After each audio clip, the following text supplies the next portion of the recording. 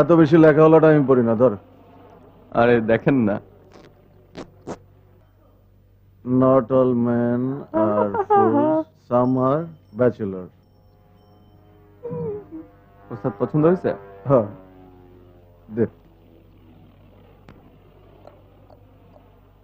ঢাকায় বাড়ি, যুগ্ম সচিবের মেয়ে। ওই দেখ তো কে আইলো। মার্জুক শুনো না তো আপনি করেন না হাসান ভাই। অধ্যয়নরতা, বয়স 24। কেমন আছেন রুমেল? আছি। Happy birthday Marzuk. আসো আসো সাথী। মার্জুকরে আসলে যতই রাফ মনে হয় আসলে লাজুক। এনিওয়ে, সাথী ও হচ্ছে সোহাগ, খুব ভালো ছেলে। আজকে না হয় ভালোবাসার জেনারেশন আর কি। ওই প্রেমের দরজা খোলো না, কাল কি হবে। হ্যাঁ, প্রতি 2 মাস পর পর ওর গার্লফ্রেন্ড চেঞ্জ হয় জানো ভাই। আর ও হচ্ছে ফাহিম, রেডিওতে কাজ করে, আমাদের এই চিরকুমার সভার নতুন সদস্য। ফাহিম সাথী হচ্ছে মার্জুকের বন্ধু।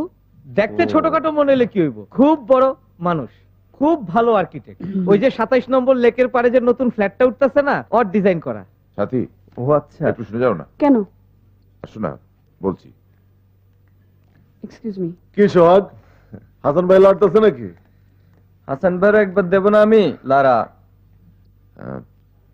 তোমাকে না খুব সুন্দর লাগছে। থ্যাঙ্কস। আর কিছু না।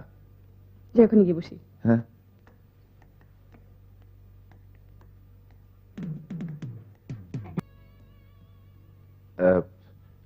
কখন যাবে?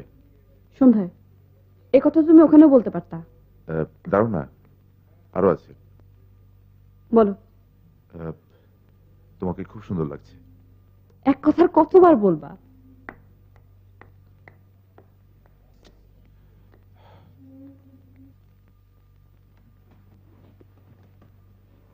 হ্যালো, সালাম আলাইকুম। কবি এবং গীতিকার মার্জুক রাসেল, শুভ জন্মদিন।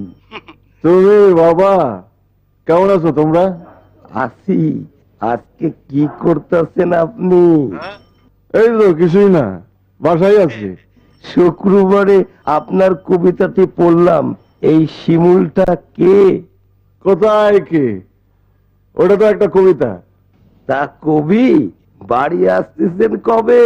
এই যে ফাঁক করতে পারলেই চলে আসবো। তো এই শুভ দিনে আপনাকে একটা দুঃসংবাদ দিই। কি? জেরিনের বিয়ে হয়ে গেছে। তাই নাকি? কি কবি, মন খারাপ করে দিলাম? আরে না, ব্যাপার না। শ্বশুর বাড়িতে থাকে, মোহাম্মদপুরে। হ্যাঁ, জামাইয়ের নিজের বাড়ি।